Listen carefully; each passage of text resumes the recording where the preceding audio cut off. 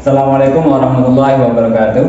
Waalaikumsalam warahmatullahi wabarakatuh. Bagaimana kabarnya anak-anak? Alhamdulillah baik. Masih semangat? Masih. Tadi pagi mandi nggak? Mandi. Siapa yang nggak mandi? Kalau nggak mandi berarti belum menerapkan hukum tohara atau bersuci. Kemarin sudah belajar, kalian sudah mempelajari tentang tohara bersuci. Berarti kalau bersuci kalian ya tetap menerapkan di rumah, ya? Ya, Pak. Oke. Kemudian sebelum kita memulai pelajaran, silakan kalian baca Quran dulu.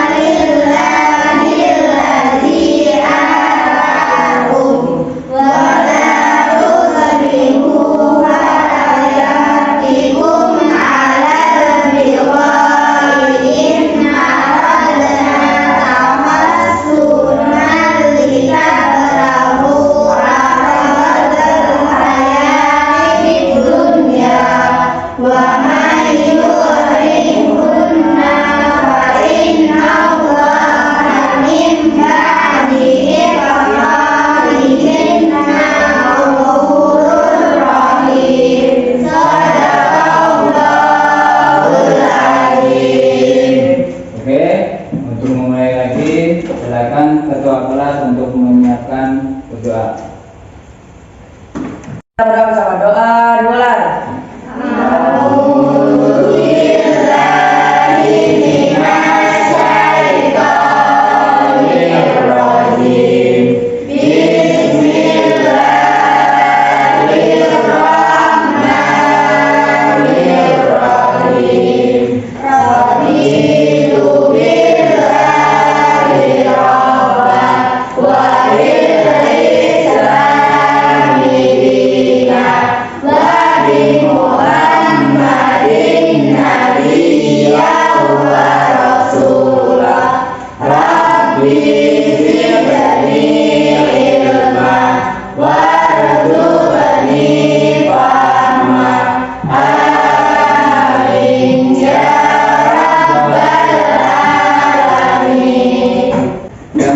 Yaitu Ahmad Arfa Rizki.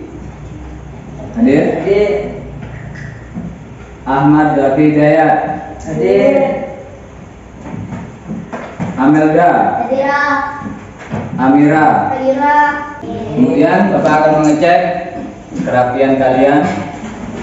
Ayo bajunya dirapikan dulu. Sudah rapi belum? Kemudian tengok kanan kiri samping, kanan kiri belakang depan ada kotoran enggak? Kemudian posisikan tempat duduknya yang nyaman biar nanti belajarnya enggak berat ya. Yang nyaman. Nah ya cukup ya. Oke, kita mulai pembelajaran hari ini, yaitu berkenaan dengan apa? Bersuci dan berhadapan Ini yang pertemuan yang ketiga. Bapak di sini akan menerangkan tentang materinya. Ya. Untuk materi hari ini kita akan belajar mengklasifikasi dari najis dan hadas. Ya. Ini materi yang sekarang ini. Najis dan mungkin nanti ada serta katanya. Bersuci dari najis. Ada berapa najis itu? Nanti ya, pengertiannya apa, kemudian klasifikasi najis dan cara penyuciannya bagaimana, itu nanti akan kita jelaskan. Kemudian nanti ada yang namanya hadas, ya. Hadas itu ada pengertiannya juga. Kemudian klasifikasi najis dan cara penyucian. Klasifikasi itu maksudnya macam-macamnya ya, macam-macamnya. Kemudian bersuci dari najis. Pengertian najis. Najis kunut adalah sesuatu yang kotor atau yang menjijikan. Ya, kalau kita jijik dengan benda tersebut berarti najis. Pengertian najis simpelnya adalah yaitu sesuatu yang di luar badan kita, ya, yang keluar dari depan sama belakang. Ya, nanti ya. Kemudian menurut istilah adalah kotoran yang menghalangi untuk beribadah, misalnya kotoran manusia, ya, yang dari belakang atau depan. Kotoran hewan juga dari belakang atau depan. Ini yang kelihatan bentuknya ya. Kemudian air kencing, ya, darah, nanah itu darah yang sudah apa? Yang sudah lama, ya, atau membusuk. Ya, seperti itu. Kemudian air liur anjing dan juga babi termasuk, ya. Ini harus kalian jauhi karena ini sangat berat ini najis ini ya. Najis mukhafafah adalah najis yang ringan. Contoh najis mukhafafah adalah air kencing anak laki-laki yang berusia di bawah 2 tahun dan belum makan selain ASI. Ya, coba kita perhatikan benar atau enggak. Misalnya air kencing bayi laki-laki yang makanannya selain dari ASI ibu, ya, dikhususkan untuk yang bayi laki-laki. Kalau perempuan beda lagi karena jenisnya beda. Nah, di sini kan beda. Kemudian cara menyucikannya. Cara menyucikannya cukup dengan memasukkan air, ya. Jangan mudah ya. Kemudian jenis yang kedua atau macamnya yang kedua yaitu najis mutawasitoh atau sedang. Apa mutawasitoh? Ya, silakan. Yang tahu angkat tangan. Yang keras. Najis mutawasitoh merupakan najis sedang. Najis mutawasitoh disebut tengah-tengah karena berada di antara najis mukhafafah dan mughalladah. Najis mutawasitoh berasal dari semua yang keluar dari kubul atau dubur manusia ataupun binatang. Oke. Ya, berarti najis mutawasitoh atau sedang itu misalnya apa? Kotoran manusia, kotoran hewan, ya. Kemudian darah nanah. Ingat ini yang keluarnya dari kubul dan dubur, ya. Kemudian muntahan. Muntahan ini yang kadarnya itu banyak, yang banyak sekali, yang sampai bau, ada kan? Kalau umpamanya sedikit itu najis yang dimaafkan, ya. Kalau cuma sedikit, tapi kalau banyak. Kemudian darah apa saja yang nempel itu ya najis, ya. Ingat, yang najis itu adalah di luar dari badan kita, ya.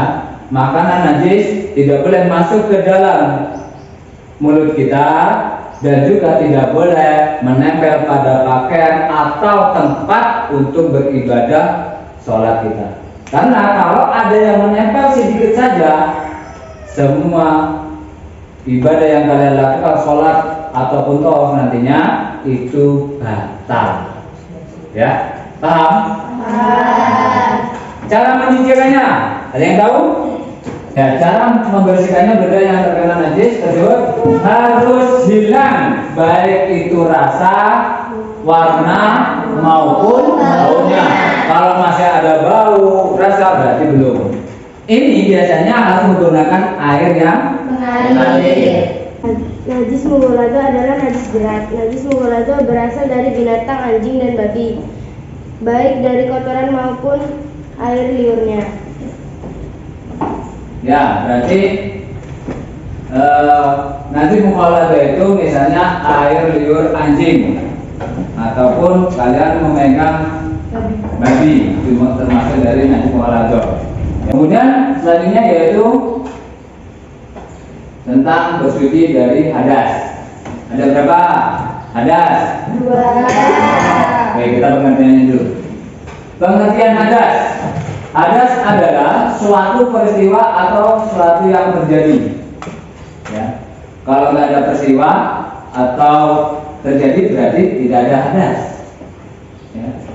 Tapi kalau sudah terjadi, berarti nanti ada ketemu yang namanya hadas. Selanjutnya yaitu hadas menurut istilah adalah keadaan tidak suci bagi seseorang sehingga menjadikannya tidak sah dalam beribadah. Jadi harus dihilangkan dulu padanya, kemudian kalian boleh untuk beribadah. Selanjutnya yaitu macam-macamnya. Yang di sini kita jelaskan ada 2, ada hadas kecil dan hadas besar. Sekarang yang hadas kecil dulu. Hadas kecil yaitu keadaan seseorang tidak suci disebabkan karena keluarnya dari kubul dan dubur. Apa contohnya? Yaitu seperti atau buang angin ya. Kemudian buang air kecil. Kemudian yaitu buang air besar. Ya. Kalau semuanya kalian memang melakukan hal seperti itu, berarti kalian harus dibersihkan. Cara membersihkannya bagaimana? Yaitu dengan cara berwudu. Ya, kalau mau sholat. Kemudian yang kedua yaitu hadas besar. Hadas besar bagaimana? Yaitu keadaan seseorang tidak suci karena pertama hubungan suami istri, kemudian nifas, wanita sesudah haid. Ayo, kalau umpamanya karena sudah dewasa, sudah nikah, kalian melakukan hubungan suami istri, itu wajib hukumnya untuk mandi wajib. Cara mengerjakannya yaitu dengan cara mandi wajib. Kemudian kalau nifas itu apa? Darah yang keluar ketika sudah melahirkan, ya. Kemudian di sini ada lagi yang namanya tayamum. Apa itu tayamum? Tayamum itu adalah bersuci sebagai pengganti wudu dan mandi besar. Ya, seumpamanya di rumah kalian atau mungkin di tempat tinggal kalian, ketika kalian mengalami hadas kecil atau hadas besar dan ingin melakukan ibadah ternyata tidak ada air, berarti apa yang kalian lakukan? Harus bertayamum, ya. Oke, cukup. Ada pertanyaan? Siapa yang mau bertanya? Kita memulai untuk melakukan metode problem based learning, yaitu memecahkan suatu masalah. Nanti Bapak ngasih kasus dulu. Ini silakan Bapak bagikan, nanti dilihat ya, dikerjakan ya. Boleh menggunakan LKS atau jurnal, pakai apa namanya, handphone atau internet. Ini yang kelompok 1, ya, kelompok 2, kelompok 2, kelompok 3. Jangan dan sebagai boleh setelah ketika masih ada besar. Yang sudah selesai, maju ke depan untuk mempresentasikan hasil dari pekerjaan kalian. Ya, silakan untuk yang kelompok 2 maju ke depan. Ya, silakan maju ke depan. Assalamualaikum warahmatullahi wabarakatuh.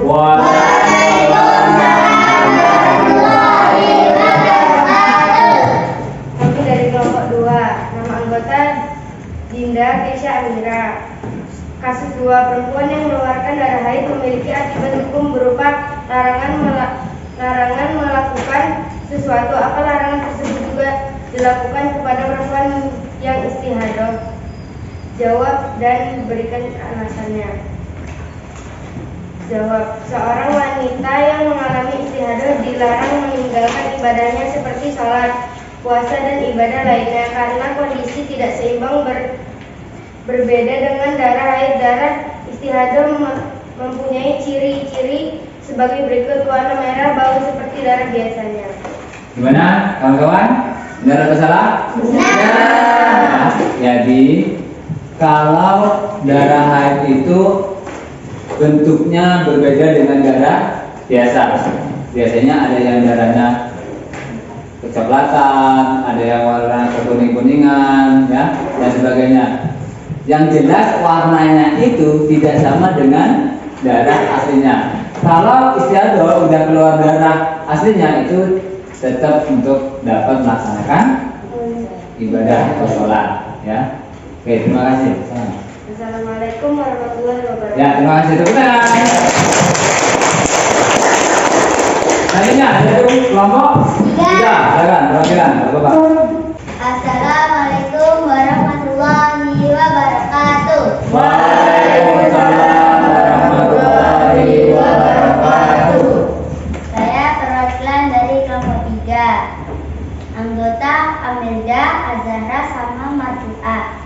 Kasus 3. Saat Hamidah menggendong adik bayi perempuan, tiba-tiba adiknya membuang air kecil dan mengenai pakaiannya.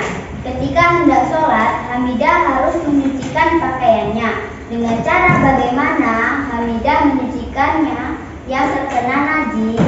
Jawaban: cara Hamidah membersihkan najis adalah dengan cara membersihkan pakaiannya dengan air sampai hilang wujud najisnya. Kemudian menyucikan pakaiannya dengan air suci yang menyucikan dan mengalir. Hal ini karena air kencing bayi perempuan, baik yang sudah makan makanan selain ASI ibu atau belum, tetap tergolong ke dalam najis pertengahan atau najis mutawasithah. Ada pertanyaan enggak? Sudah jelas? Jelas. Oke. Wassalamualaikum warahmatullahi wabarakatuh. Waalaikumsalam warahmatullahi wabarakatuh. Ya, bagus sekali, terima kasih karena kalian sudah mengerjakan kasus-kasus tersebut. Kemudian yang perlu digarisbawahi dari tadi adalah kasus pertama, yaitu berkenaan dengan apa? Islam, yaitu tentang mimpi basah untuk laki-laki. Kalau perempuan apa? Haid, ya. Jadi kalau sudah melakukan seperti itu berarti wajib untuk mandi. Oke, kita sudah melalui proses pembelajaran hari ini, ya. Tetap kalian belajar di rumah, ya. Kemudian ikuti materi-materi yang sudah dibahas kemarin sampai sekarang, praktekkan di rumah dengan baik dan benar, ya. Kalau umpamanya ada kejadian di rumah, ya berarti kalian sudah paham cara untuk menyucikannya, ya. Silakan untuk ketua kelas menutup pelajaran. Sekarang kita berdoa. Berdoa mulai. Allahumma wa bihamdika asyhadu an la ilaha illa anta astaghfiruka wa atubu ilaik. Terima kasih. Wassalamualaikum warahmatullahi wabarakatuh.